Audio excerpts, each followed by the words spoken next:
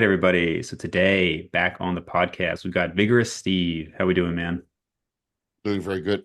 I'm You look back in the like you're sauce. I was gonna say you look like you're not just on some HCG over there.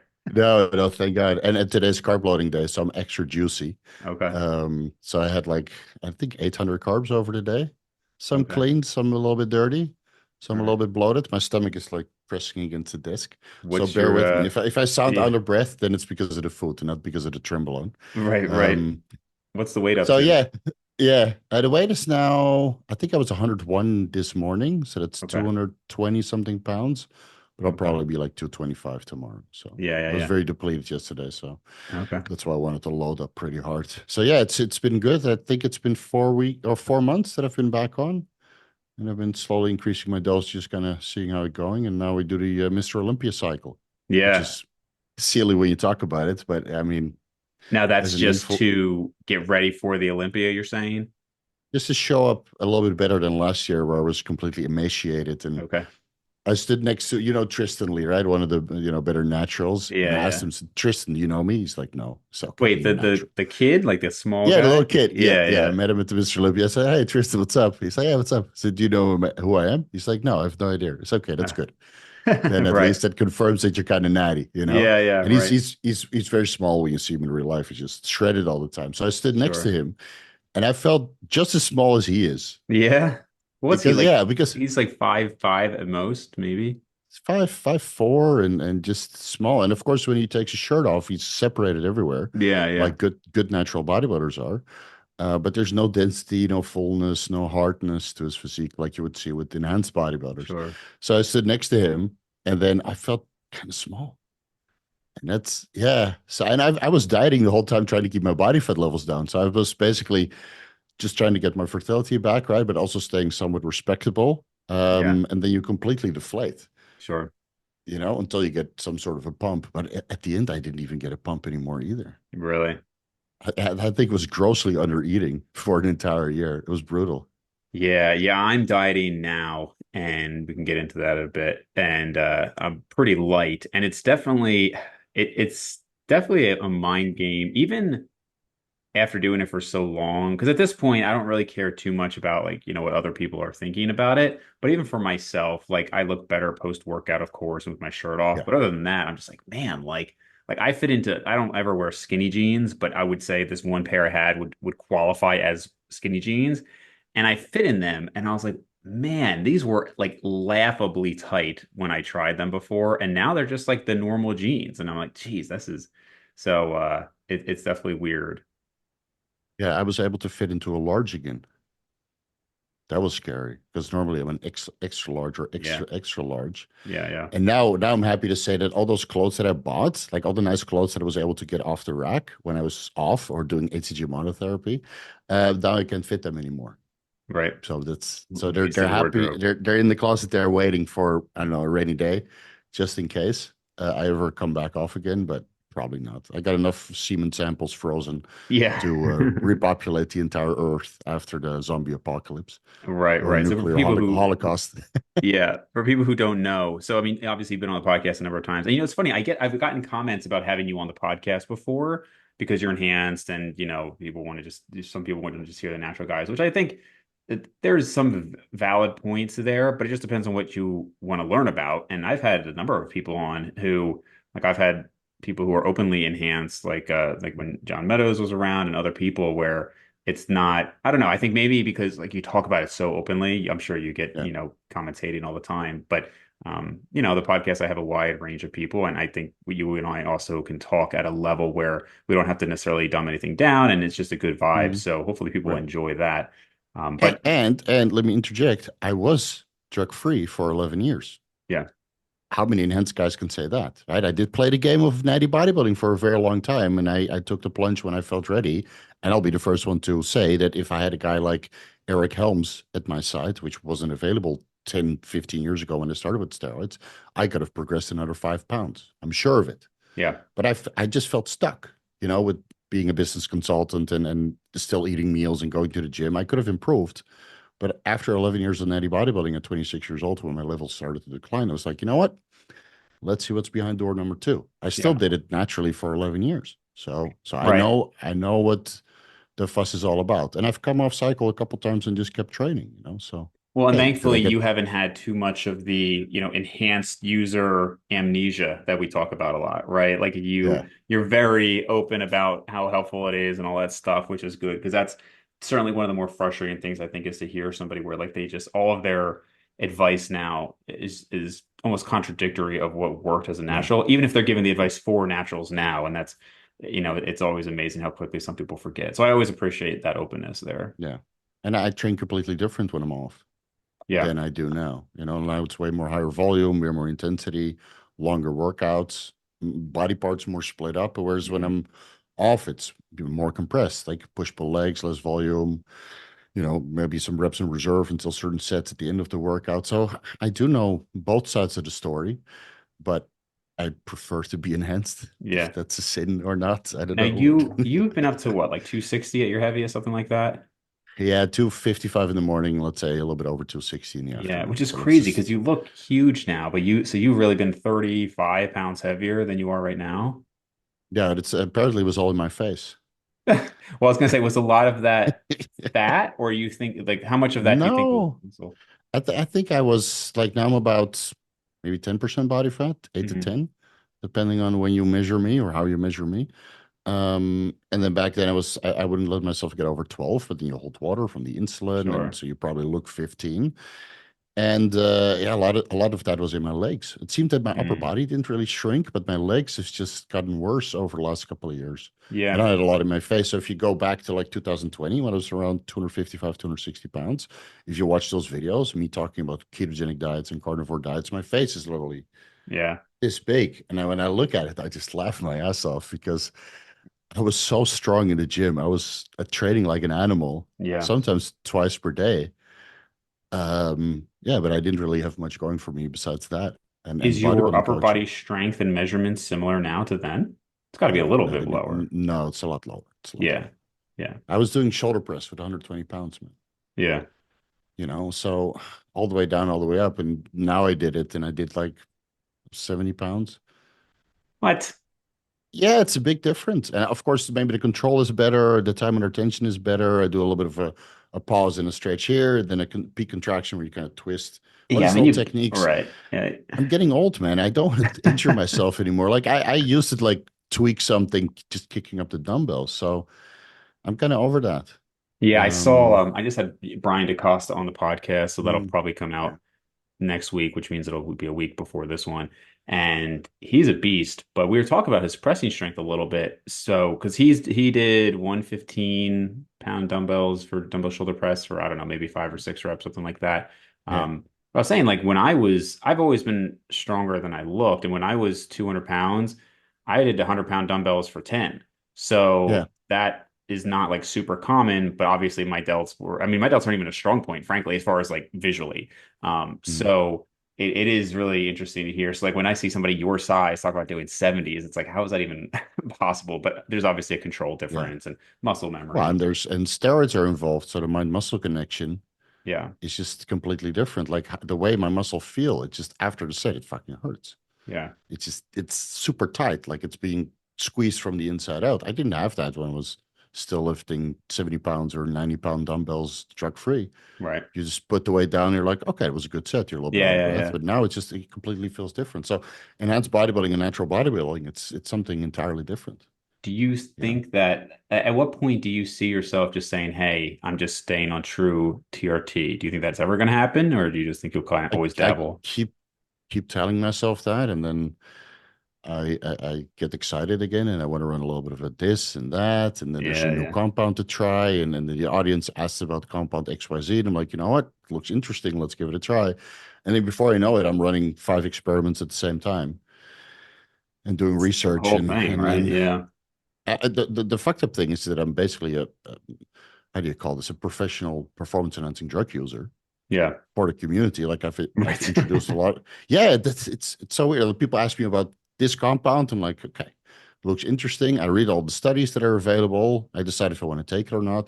Decide if it has a benefit for my situation, and then I make a video about it, and it generates views and affiliate sales Right. So it does pay the bill. So yeah, I am a professional drug user, and you can use that as a title Yeah. because it's the truth, you know? What Well, let's see, because you said you're 41 now.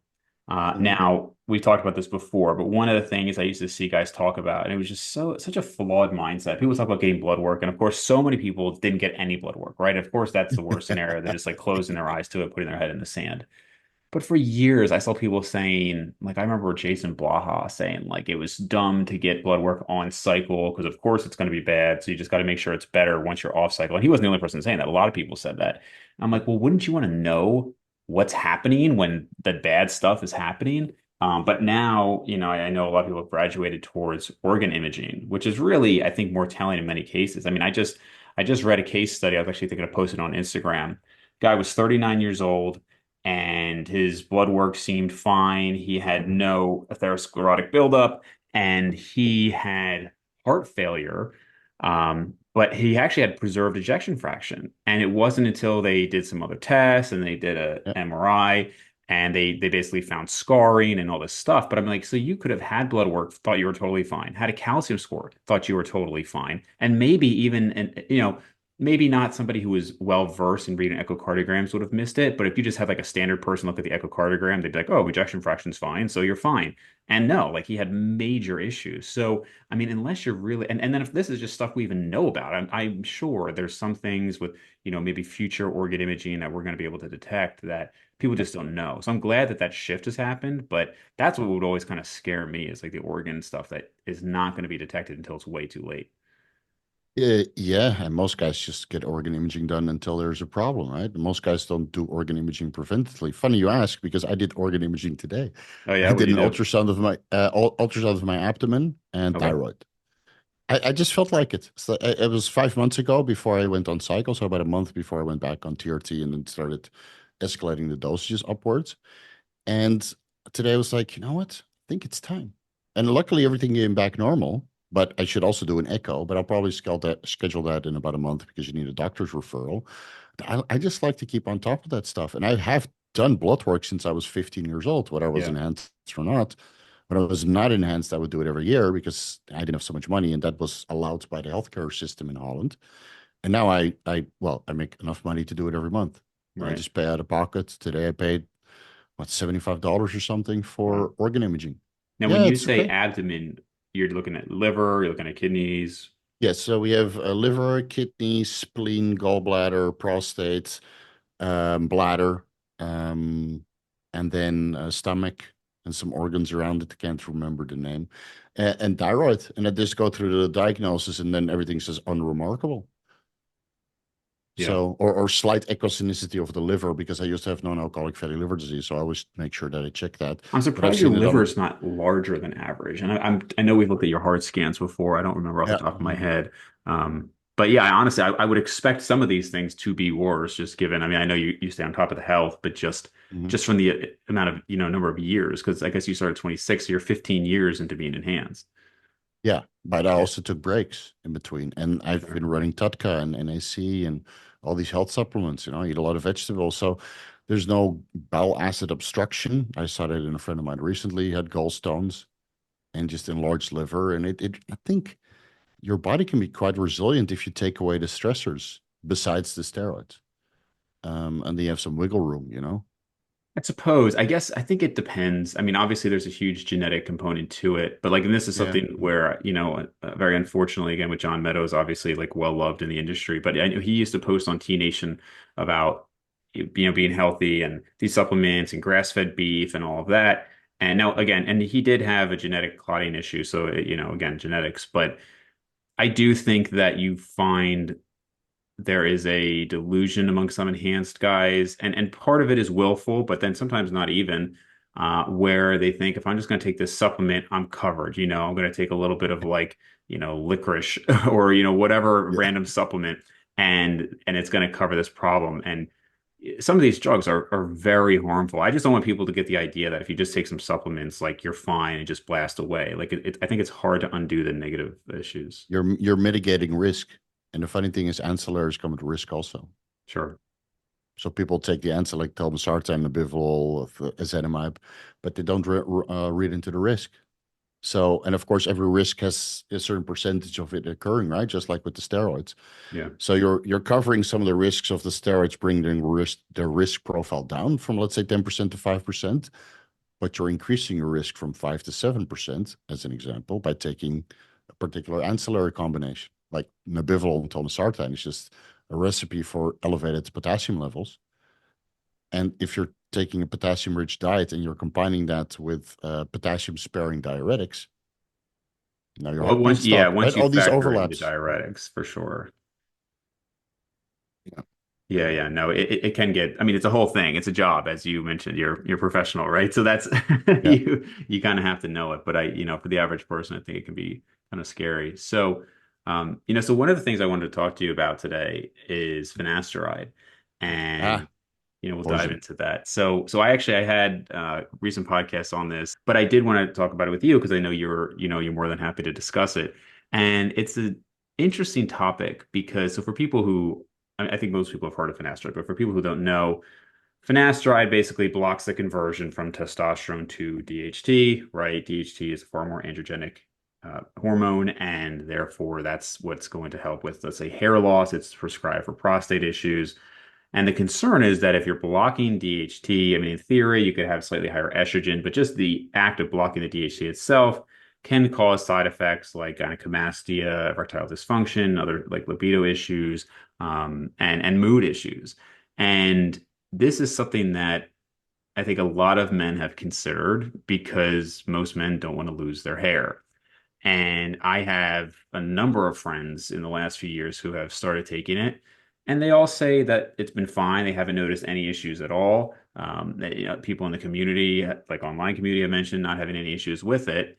And I've avoided it up to this point because of the concerns for the side effects. And I think if I was honestly just like your average guy and not overly concerned about health in general, I just would be like, okay, it's not that big of a deal, one pill. But because I'm kind of OCD about a lot of this stuff, I do get concerned about even the low risk of side effects. And I know when Eric and I had spoken, he said, there's basically no side effects if you look at the studies and whatnot. And I think if you look at the studies, it is a low percentage. But I also don't want to just nod my head along with that and say, yeah, there's no issues with it. There are absolutely some reported side effects in the studies.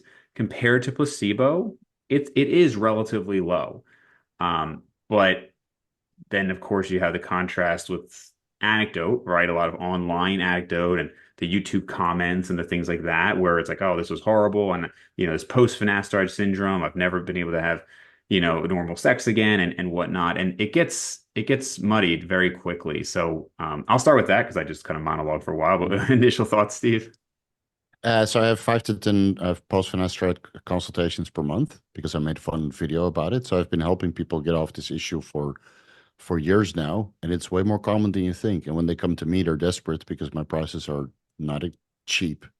Right? I charge quite a bit for consultation. So I made a video basically detailing everything how to get out of post-finasteride syndrome with a couple of things that I've learned since then. But it's actually very common, or at least from the consultations that I see. So I already had 2 this month, and I might have 2 or 3 more.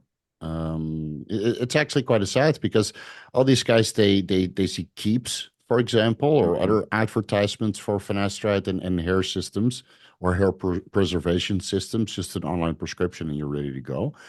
And then a small percentage of those guys get adverse side effects that takes months, years, decades to resolve. And then, and I think a lot of people just don't understand the potential risks of that. So you need to research finasteride and dutasteride quite heavily before you even look into that. And I would, leverage every other option before you look into DHT blockade to preserve your hair. Like a lot of guys just don't eat right. A lot of guys are just highly stressed. A lot of guys just wear a cap all day, and that also makes it worse, right? It cuts off your circulation. So all these little things you can look into. It's same as acne. Acne has 1,000 solutions, and the last option is Accutane. Mhm. That's the last one. So you could do topical ketoconazole or minoxidil before you try oral finasteride. So, but a lot of guys just go straight to the most invasive method ever, and then DHT shuts down, their libido crashes. They have cognitive decline because allopregnanolone, which converts through 5-alpha reductase from progesterone into allopregnanolone also goes away. And then you feel a bit stressed, you can't really relax, you don't have any good memory formation, all these little cognitive things happen. And in the beginning, you think your libido is shit, but then later on, you also can't focus. So I think it's just one of these last things to look into. And if you want to do derma rolling with ketoconazole at 2%, 5%, I think that's better than going straight to finasteride. And I wouldn't even touch ketoconazole because it inhibits multiple steps of the steroidogenesis cascade. So now you're preventing the conversion of several steps, and your testosterone levels are lower if it goes systemic. And Yeah. of course, with derma rolling, if you do the derma rolling, you create all these little microabrasions for collagen synthesis, and then you put the ketoconazole or the minoxidil, also inhibits several steps of testosterone synthesis. Once that goes systemic, you just ruin your levels. So, and then what are you going to do? Megadose of zinc to bring it back up again? Yeah. I You do. know, I think, create a copper deficiency, which also is needed for collagen synthesis. It all overlaps, man. yeah. So the acne example, I would agree with. I mean, obviously, there's some people with some very stubborn acne, but I do think if somebody is destined to be like a Norwood 7 and they have like legitimate androgenic alopecia, I mean, decreasing your stress is not going to change that. Maybe it will No, of change the course not. Of pace of course not. it. But yeah, I just don't want Yeah, people thinking like, oh, if I get some red laser therapy and some derma rolling, I'm gonna, not go bald. Like that's a small, factor.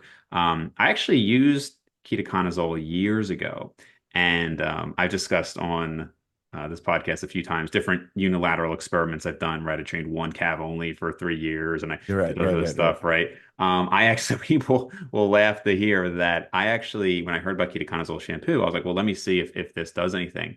Well, wouldn't you know it, I just used it on one half of my head for over a year. And I literally was like trying to like, okay, because I'm like anything like this, the reason I do is because I'm like, look, if I'm going to be spending this money and I'm going to use this for a lifetime, I want to see if it actually does anything. And so I did that for at least a year. Not only did I not see any benefit, I would say that the left side is actually now slightly thinner than the right side. Now, is that just coincidence? Could be. The major point I Mhm. have is that there definitely was no benefit. If ketoconazole has any benefit, it is a small benefit. And again, I noticed actually nothing from it at all. So I don't recommend it just based on my experience. And the studies are very unimpressive as well. Yeah, Minoxidil, there is good evidence for minoxidil, but it's more for like the crown. If yeah. basically back here for people who are balding there. I do think finasteride is the best medical treatment in terms of results. But then, of course, you're going to see. I mean, it's like if I was like, oh my God, like the entire population has rampant periodontal disease. Well, is that the case, or do I just see the patients with periodontal It's disease, just right? a 0.5% or 1%. It's the same guys that don't respond well to testosterone. There's a very small percentage of those guys, but since the hormone community is so big, Yeah, there's now hundreds of thousands, well, not hundreds of thousands, but there's, let's say, 1,000 or 2,000 people on nandrolone only yeah. because they respond better to nandrolone. And this is another way to preserve their hair because their Mm, testosterone is basically zero, their DHT is zero, their estrogen is somewhat in range, albeit at the bottom, which you can mitigate with other practices. So they do nandrolone only, and they don't experience any hair loss. If anything, they regrow their hair because the right, test and DHT is so low that right, right. there's no negative effect on further hair loss or Yeah. further hair growth. Um, but yeah, that's a very small percentage, but maybe those guys speak the loudest. And again, when I say that I have a lot of post-finasteride syndrome guys, it's because those are the guys that come to me for help. I don't get the guys that come to me telling me or How paying for a great it was, right? consultation where they say, I use finasteride and it worked. Look at my fucking hair. Look at Yeah, this. Look at yeah. this, Steve. You should Right, try it.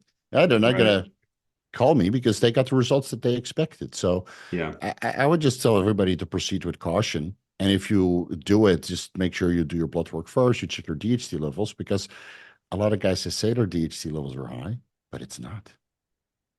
Yeah. And Yeah, it'll again, still, yeah, I mean, I forget the exact percentage that it should decrease it. It seems to range, I've heard from 50 to 75%, depending on the study. But the point being is it's not like dutasteride, it's not your DHC isn't going to go to zero, it's just going to decrease it. So for a lot of people and the reason just for people who have not dutasteride, you could look at it almost like a stronger form of finasteride, and it's right? longer lasting. Longer lasting, and basically works on the different isoforms. So there's three isoforms, and so finasteride is only working on one of those. And so And actually, I do know people. I think Derek from More Plays More Dates. I think he's on dutasteride for life, or at least that's his No, plan. I think he's on finasteride, 1 milligram per day, but I could be mistaken. I And he has zero side effects. Zero. okay, His libido is great. His hair loss slowed down. He's too busy to really do the full hair loss system that he was doing before. So you right, see right, a little bit right. of thinning again. Could be the stress from operating so many businesses. Yeah. But he settled down. He's got a beautiful girlfriend and he's Oh, happy. really? And so maybe that's also like, okay, I'm off the market. I can chill a little bit, right? Yeah, That yeah, happens to couples. They kind of relax. yeah, You yeah. don't need to be so vain anymore. Right. And let's be honest, most of the guys that really give a shit about their hair, they're all in the dating pool, man. Right. No, that is true. That is true. I think he said on Rogan's podcast that he was because I remember him specifically saying he had the DHT of a little girl or something Yeah. like that. So I thought it was dutasteride, but either way, Yeah. yeah, yeah, that's cool. So So the funny that let me interject real quick there. yeah, So if you're in the dating pool, you want your hair to be on point. And then when you're off the dating pool, you have a steady girlfriend, you have access to you know, pussy the whole time. Then you want to be in the libido range again. You don't care right, about the hair right, loss. right. So this is usually the guys that had started a fresh relationship. Those are the guys with post-finasteride syndrome that need to fix it ASAP because their hair system got them a girlfriend, and now the girlfriend wants to, this is the first 3 months, 6 months of their relationship. They want to go hard all the time, and now suddenly like, oh man, my libido shit, my erections are soft. I need Steve to fix me now. All right. It's the same story every time, man. It's not single guys. Yeah, and it's got to be it's tough because it's got to be so much mental too. And then of course I discussed this before, but you're aging, everybody's aging, and so if you're on finasteride for 3 years, you're like, hey, I'm going to come off, and now you know what's going on there. So the actual studies I've seen, there was one that said 1.8% decrease in libido versus placebo had 1.3. So Mm, 1.8 versus 1.3, basically nothing. I mean, you could say, hey, that's a 38% increase in compared to placebo, but is that significant clinically? I think yeah. ED was 1.3 versus 0.7%. So again, that's 80 plus percent more ED, but still 1.3%, super low. Now I always But say is with that my the sample size of people in the fitness industry who also have like some mental disorders about their personal appearance, or they're Mhm. hyperfixate on their lower abs because they think it's super fat and that the girls will reject them for it when in reality it's not. And that's why they lose libido, but now they think it's the finasteride. I mean, mental health is not so good in our field, man, whether that's Yeah, with the naturals or the enhanced guys. And all these guys in the fitness industry, they hyperfixate on one or two or three small things. And then it turns into a huge problem, totally. and it's not only the finasteride that they're using. So, Many times, right, right. Now I will say there there's is, and I'm forgetting the specific population, but there is a population where basically they're not born with the 5 alpha reductase enzyme, right. and those people do not have long-term health consequences. So I have to post a link or something down below about it. I'm forgetting specifically on that, but they're just born without the enzyme and they don't have higher risk of mortality or anything. Now I think if I'm remembering correctly, somebody this wasn't like a scientific study. This was like described that the population seemed to have less masculine features, which would make sense. Yeah. But like health wise, they were fine. So something to think about. Yeah, I mean, if you look from a health perspective, DHT might do more harm than good. Then again, it kind of also offsets the potential negative and cancerous effects of estrogen. So, Depending on the cancer. yeah, and the tissue. Yeah, so in the breast and the prostate, DHT might actually have a preventative role or protective role. I haven't seen anything that DHC has a protective role on the prostate If estrogen is high, then yes.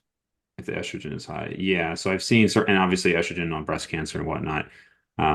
I had a buddy who actually was diagnosed with breast cancer at like 30, and he was on finasteride. Wow. And he stopped it. His doctor told him we're not. I mean, we are not like super close anymore, but I Mhm. just know that he had stopped it. His doctor told him that there was no evidence that it was from the finasteride, and then he went back on it.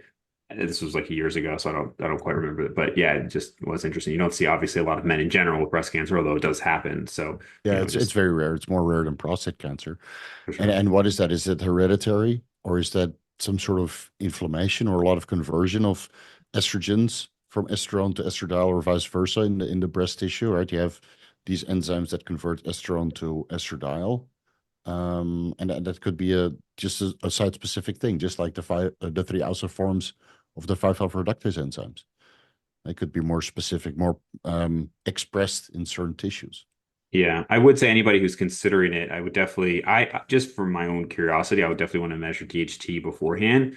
But then Yeah, also, you do want to let your doctors know that to measure, like if you're going to measure PSA levels, for them to know that you're on DHT blocker, basically, because there was again, just for people listening, there was concern that while it might lower finasteride might lower the risk of prostate cancer in total, it could increase the risk of this high grade prostate cancer. And some speculate that one of the reasons for that is that you're basically artificially lowering your PSA levels. And so a prostate cancer could go undetected for longer. And then by the yeah, time it's detected, now it's this high grade prostate cancer. So the reference range for what it would be a normal PSA would change. And so obviously, hopefully you're getting finasteride from an appropriate doctor and not just, random source online, and hopefully they know about it. Because it's crazy to me that things like keeps and whatnot. Like I saw Alpha M, that like male, yeah. whatever guy. Um, he was talking about keeps and other people, and it's just like, dude, this is not like a small thing. I mean, imagine I it's see like, it on hey, just come get your birth control or something. It's just like, how are you not supposed to go I through? see it on the regular channels like Screen Crush, for example. They mostly talk about Marvel movies and just whatever's in the popular on TV, basically movies and TV series. Yeah. And then once in a while they throw the keeps in there. I'm like, guys, what are you guys doing? I think I might have, I don't know This if it is, was the channel this you is not mentioned. something you just pop like candy. Yeah, I don't know if it was Screen Crush. There was one, what was it called? Rockstar or something. Yeah, They there's also, another. Yeah, yeah. And same thing. They were talking about like the blue pill, like basically prescribing Viagra. And I'm like, dude, first of all, this channel is like watched by kids, I'm sure. yeah. Secondly, like I'm not saying these things are so terrible for you, but how are you going to take something that's going to dramatically affect your hormones and not have to? And maybe Keeps has something where like, oh, you have to see our doctors first, but it's probably just like a quick signature. Hey, oh, you have ED. Here you go. I don't know what the liability aspect there is, but to me, it's not something that should be taken lightly. But I mean, America was never um, how do you say this? Guilty of overprescribing medicines, right? Yeah, right. I did think it was funny when we were chatting. That's what I've heard. Yeah, right, right.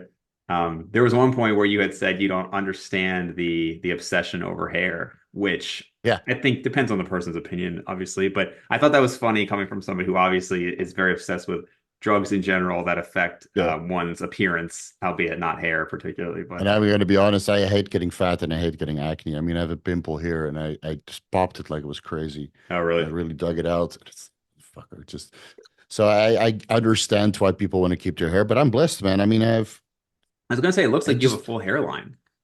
full. You just like to shave it. I think it's annoying. I live in Thailand. It's hot. I wear a helmet for the motorbike, and Mm, just every time I would put some hair gel in it, I don't know, it's sweaty and I never really? liked hair. I always shaved it since I was like 18 years old. I would just trim it off, trim my whole body. It's like I'm always on contest prep. Yeah, right, right. It's Yeah. amazing how much So of a difference that can make in terms of appearance. Like anytime I shave and I'm just like, oh wow, like the abs, like the appearance just doubled effectively instantly. yeah.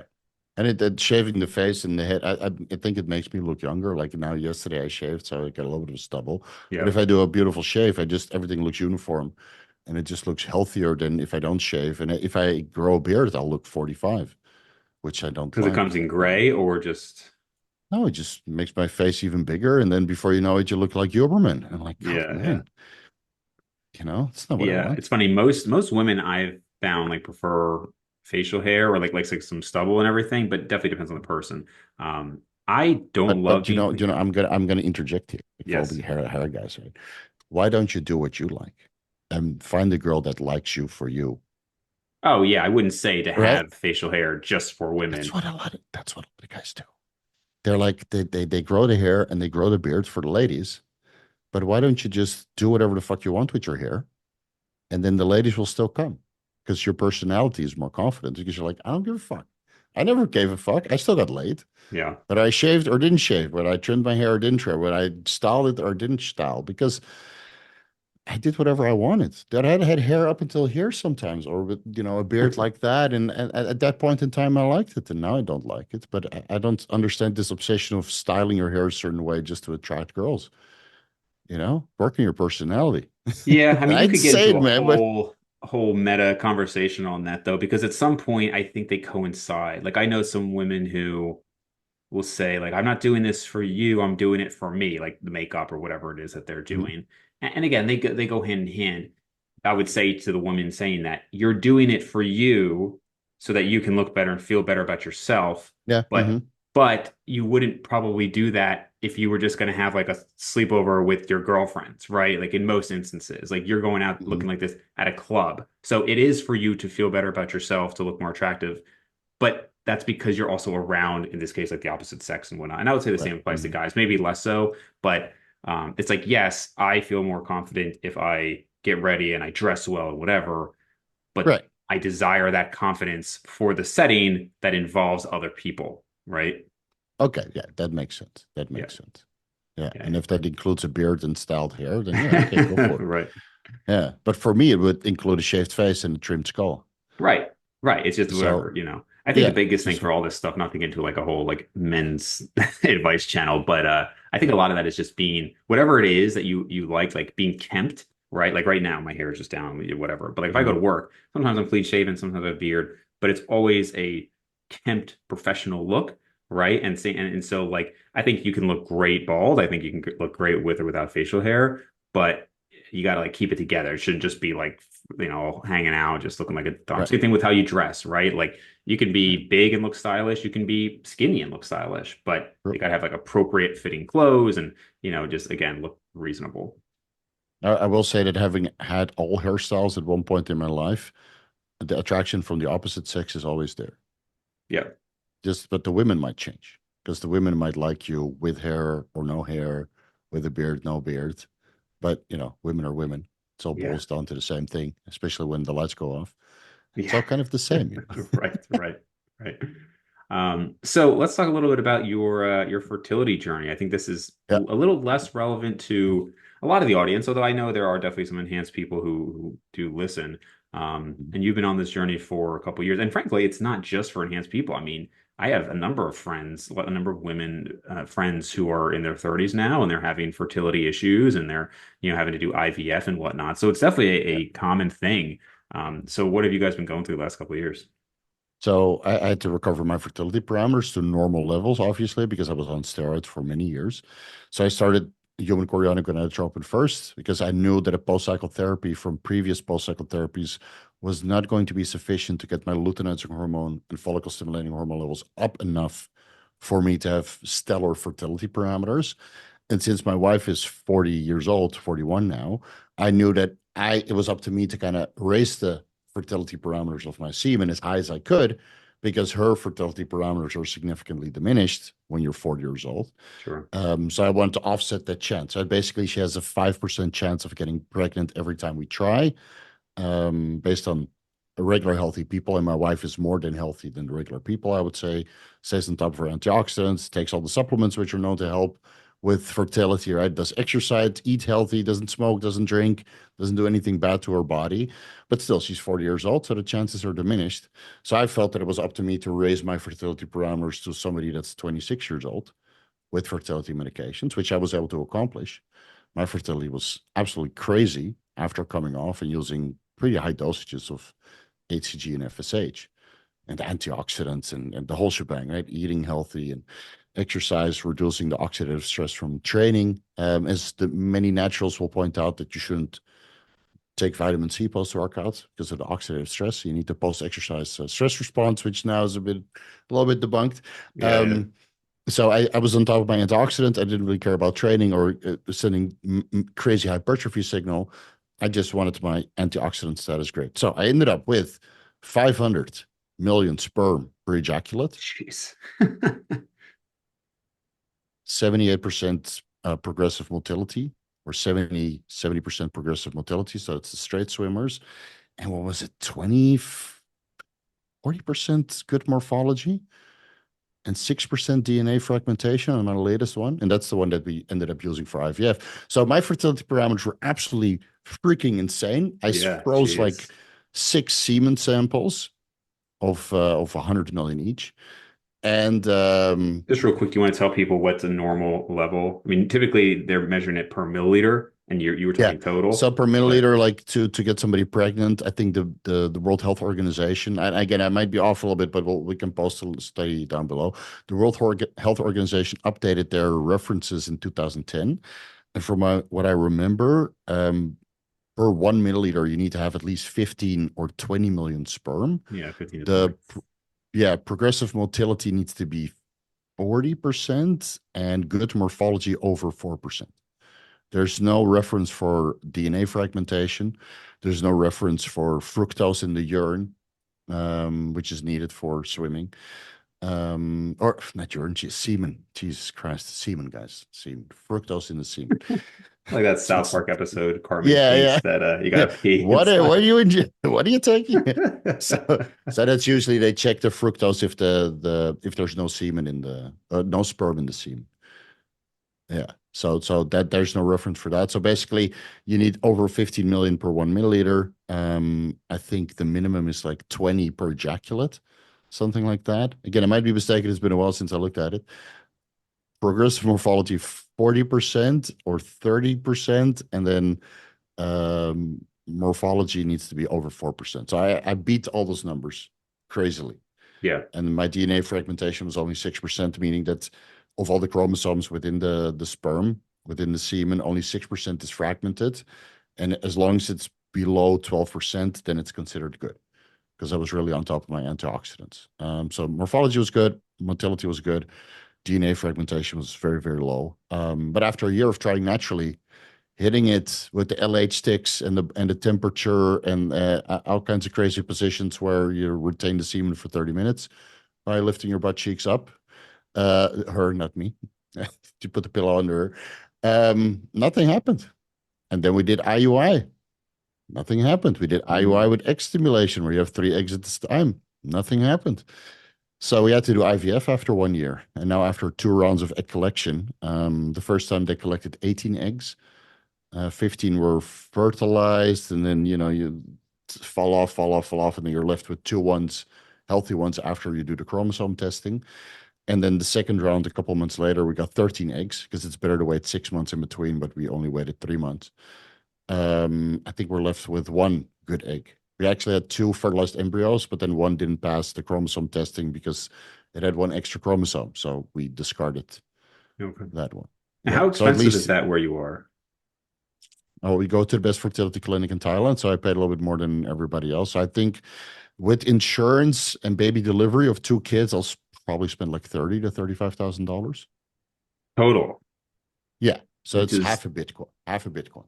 yeah, yeah. So for people listening, I mean that's incredibly cheap compared to the United States. I mean, like a single round of IVF in the United States is $30,000.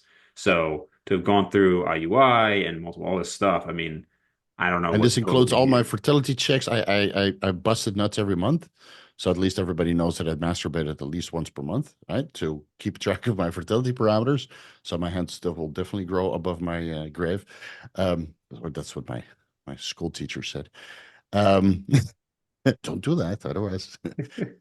So yeah, so I checked that every month to kind of see how the progression went. And then when I felt my fertility parameters were really good, we started trying for an entire year. I kept checking because every time we were ready to try, I would just check my fertility like 5 weeks or 5 days before, but just to make sure that the semen was really, really good. And then, we would I would try to inseminate her, make her pregnant, and it wouldn't happen. So after a year of trying that, you're like, so all of those expenses, that's all included for $35,000. And that already Wow. includes delivery of the baby and the insurance that is going to be attached, for any complications. Wow. Yeah. Well, good luck, man. I mean, that's Thank you. I certainly have a lot of friends now who are either the first couple of years of fatherhood or they're talking about it more. Hmm. And so I'm it is, jealous.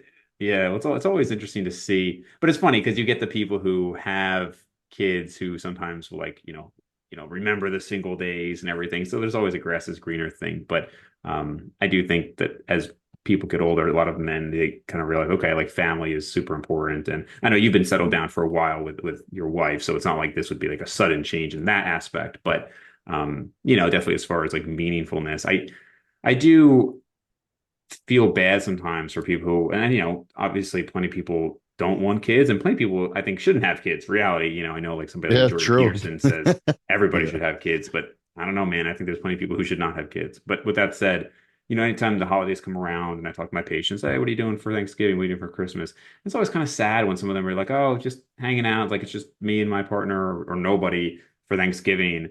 Because we always have like a group of probably 20 people for Thanksgiving. We have a tight-knit family and all that. So when I see the people who just don't have anything like that, their kids are, another country or something, like it's tough. So I do think that's a big part of life. Yeah, I would like to have a family. I mean, we always wanted a family. It's been 10 years that we wanted a family, but we wanted to reach a certain financial security first that when I have kids, I basically don't have to work. I mean, I'm at a point where I don't have to work. I just do it because I enjoy working.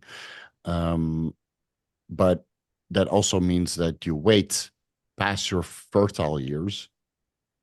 And now we're at a point where the finances, it doesn't really matter how much it costs, but it just makes it more lengthy and more complicated and a little bit of a roller coaster.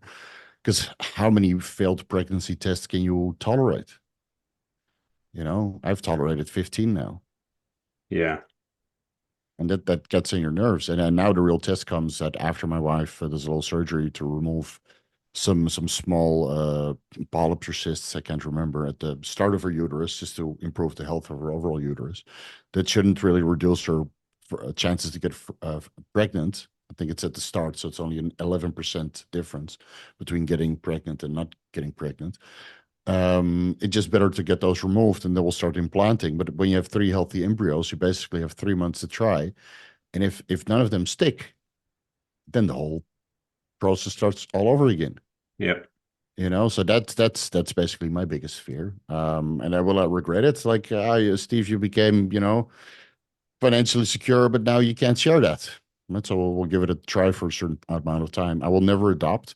I was going to It's ask, that not, was my next question, if you'd ever adopt. no, no, all the people that I know that adopted, they don't love their adopted children like they do their own.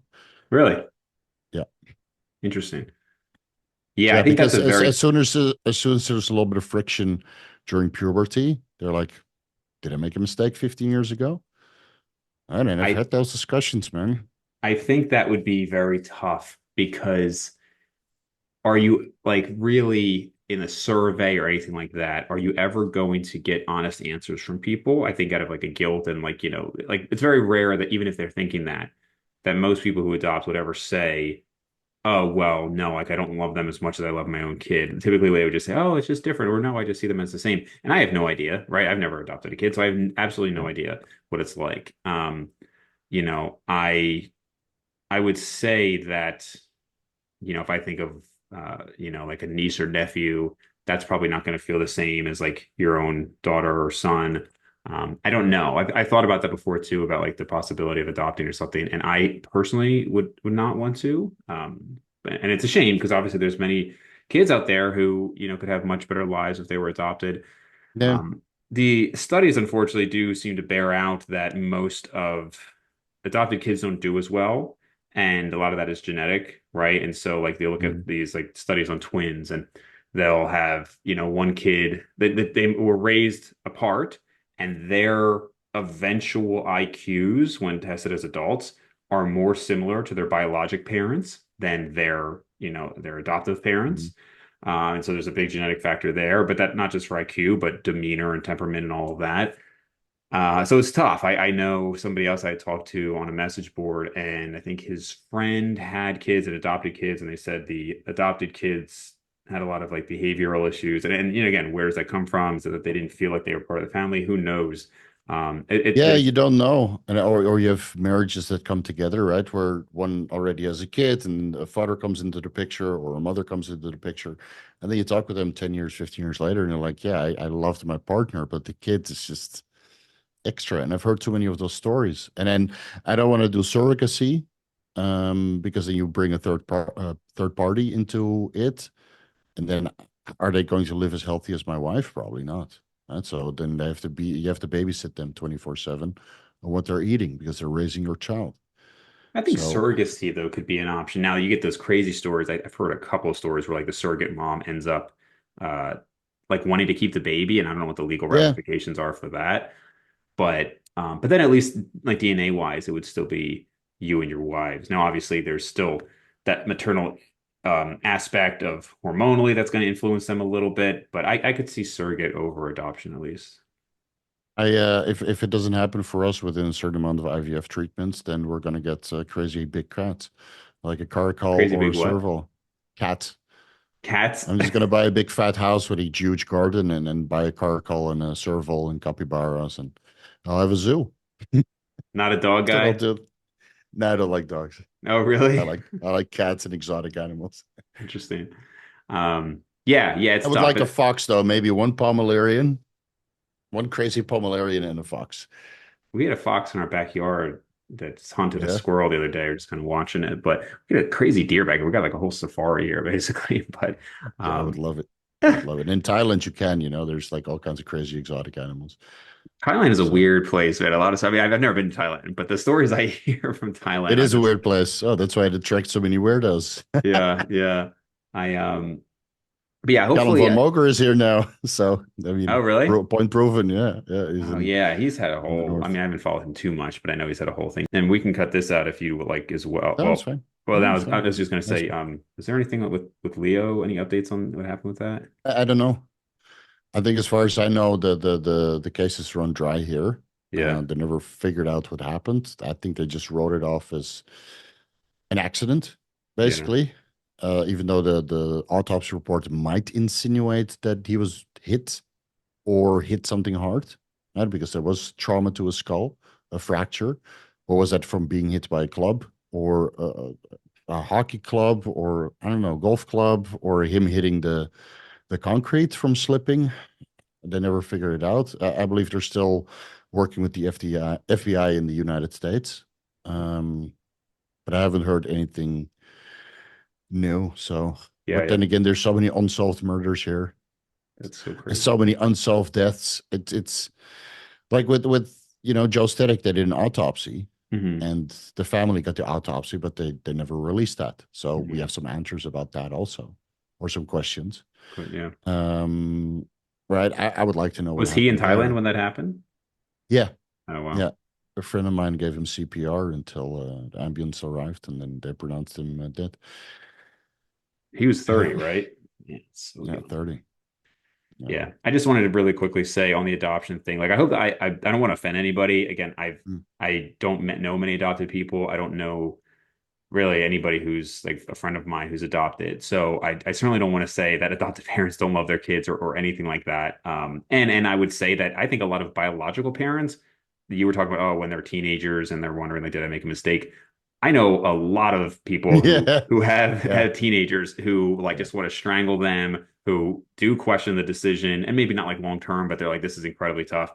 I even think like that's going to be a very, very hard time of life. So I yeah, but just to say, I don't have experience with it, and I hope I don't offend anybody. I'm sure adopted parents love their It kids it very just it's much. just from the people that I've talked to. I've seen it in my own family where, people come from a second marriage, one of them have a kid or two have a kid, Yeah, and there's just some friction, especially during puberty. And then I know people personally that adopted from, let's say, 4 years old onwards. And yeah, and then at one point they question like, was this a mistake? And then yeah, you get past that phase. And is it a mistake? Like, yeah, I adopted somebody, but you can ask yourself the same question: was it a mistake to get pregnant in the first place? Or yeah, go for a child? Now, by the time that period happens, we'll probably be 55, right. and I don't know. Maybe I'll be more laid back. Hopefully, by that time in my life, Yeah, yeah. Now, has your you know. wife ever done anything with the enhancement side of like lifting? Allegedly, What's that? allegedly. Allegedly. Okay. I don't know how, I don't know how much that affects After female she stopped fertility. competing, after Oh, she stopped competing in drug tested federations, she might have dabbled here and oh, there. okay. Yeah, yeah, So you got to read between the lines here. yeah, yeah. But she's after she's experimented minimally, Gotcha. minimally. I never let her do anything crazy. So Yeah, I don't know. I don't know too much about how the female fertility would be impacted, but anything like that. I mean, I'm sure it would be impacted to some degree.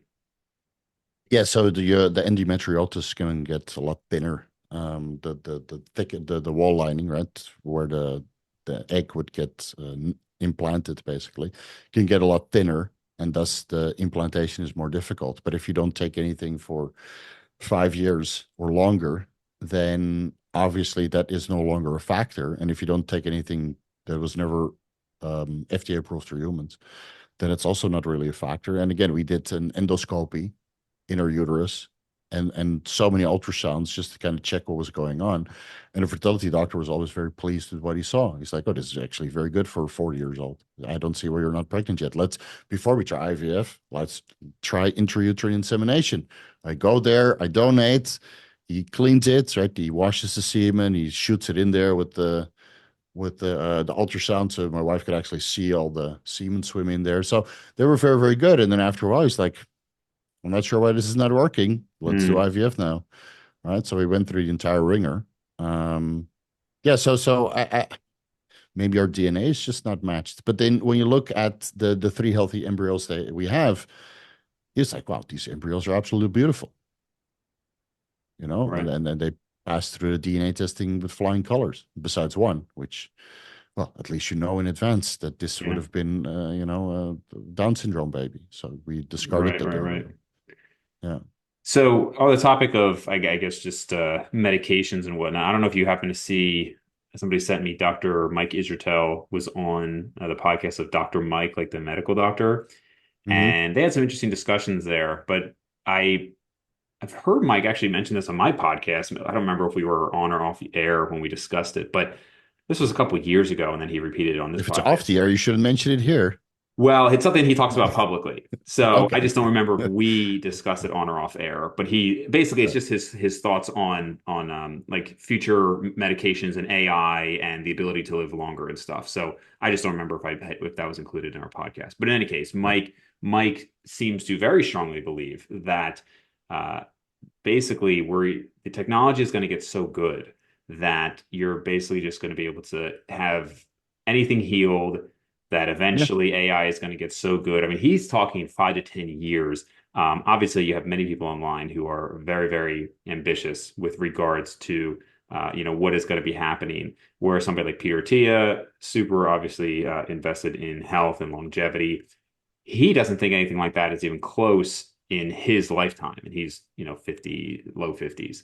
And I'm just curious if you've looked into that at all. Any thoughts? Obviously, it's all speculation, but Think with CRISPR DNA editing, and if you could put some sort of DNA strain or a genome or a little RNA sequence into your body, similar to what they did with the vaccine, to pump out particular proteins that help you heal, I think it's very doable.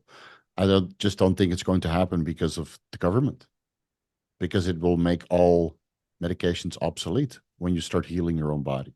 This is why Dr. Adil Khan has to fly to Mexico or Dubai or Japan, because they don't want that shit in the Western world. I'm Right? not Stem familiar with cells that is doctor. okay. So he does, the stem cells and all kinds of new age medical treatments to help.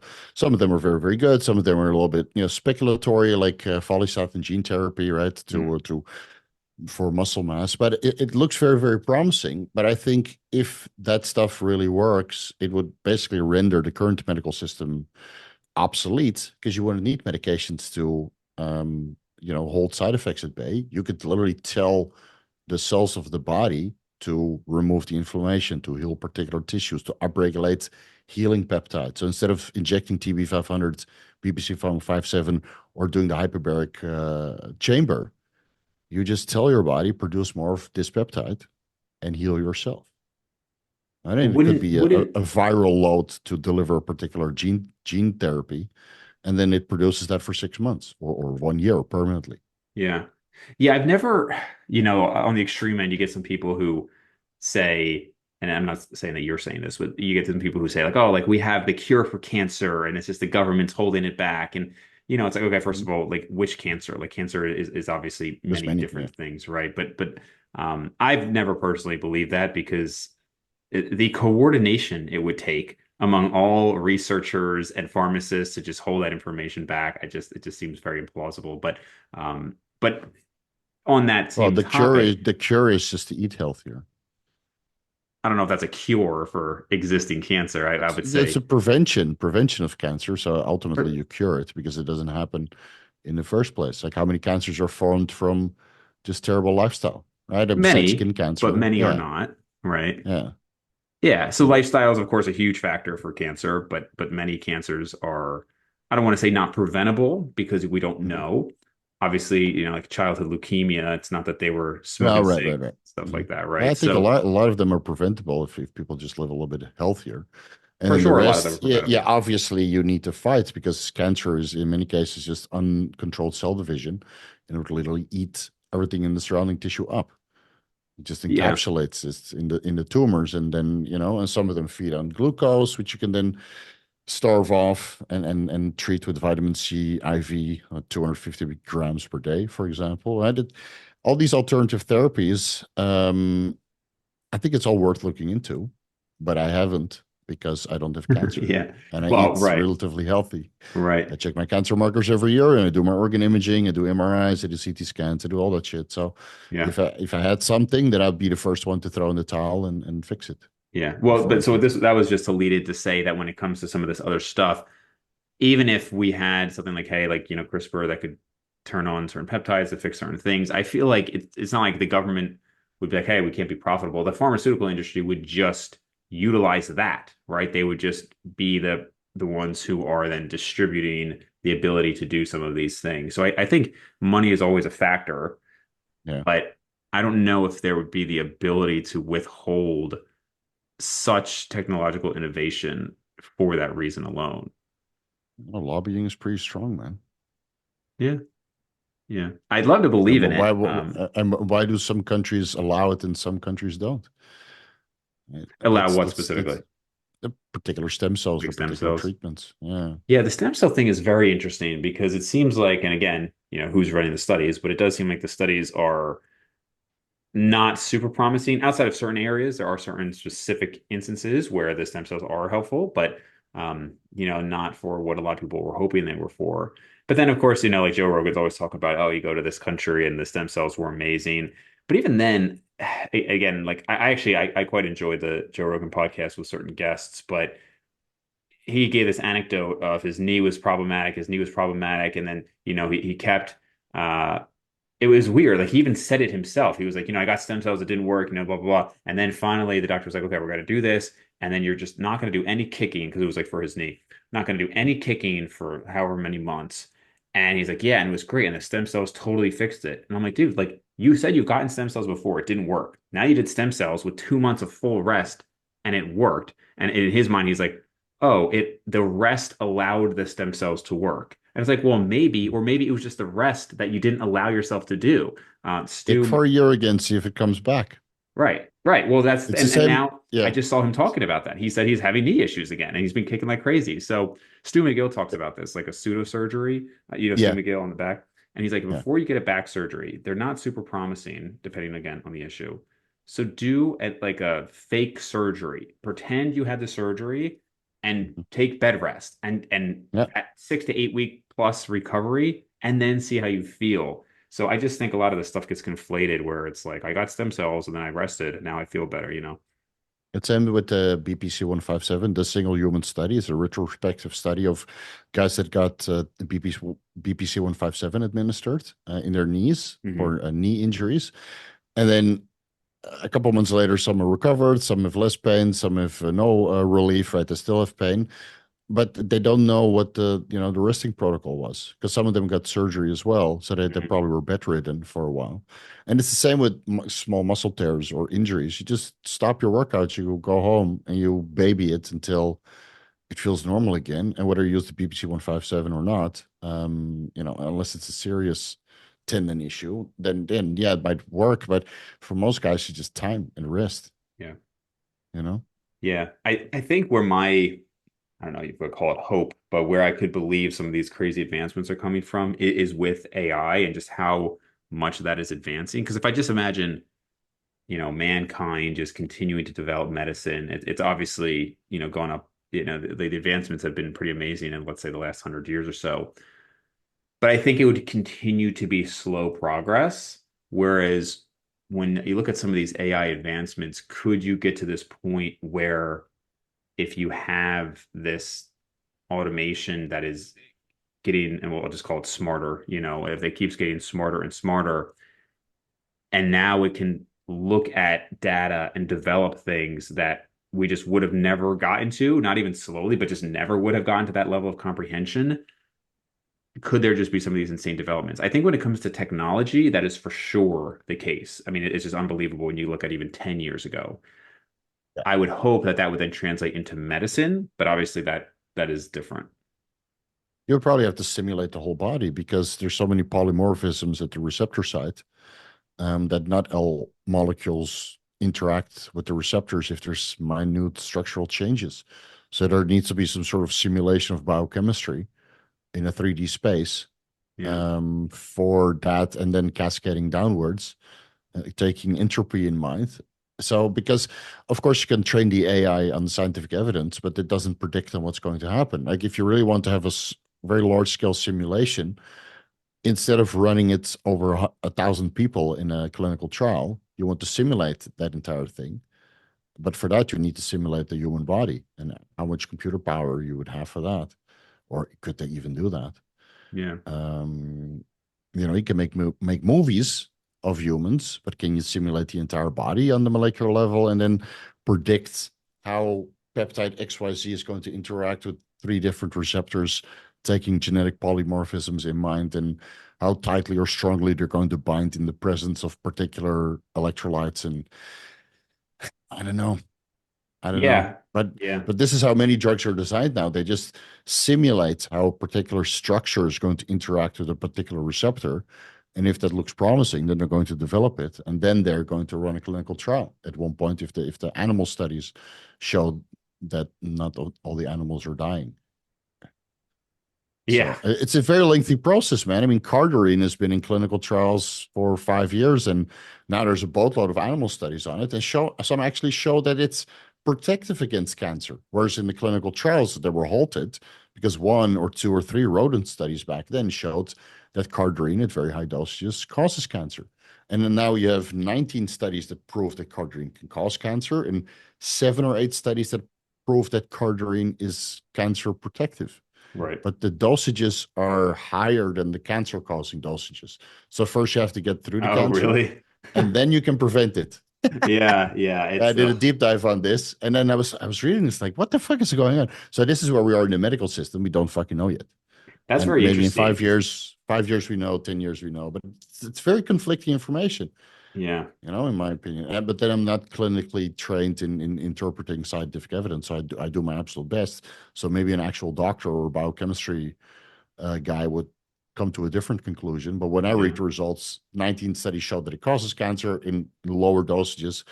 Then the 7 to 8 studies showed that it's cancer preventative at higher dosages. So what are we to do Yeah, now? that's super Take interesting. more? Obviously, right. That's obviously very antithetical to what you would typically see is the whole, the dose makes the poison, typically something that's fine Yeah, at a low dose, maybe becomes carcinogenic at a higher dose. So I don't know anything about cardarine, but that is interesting.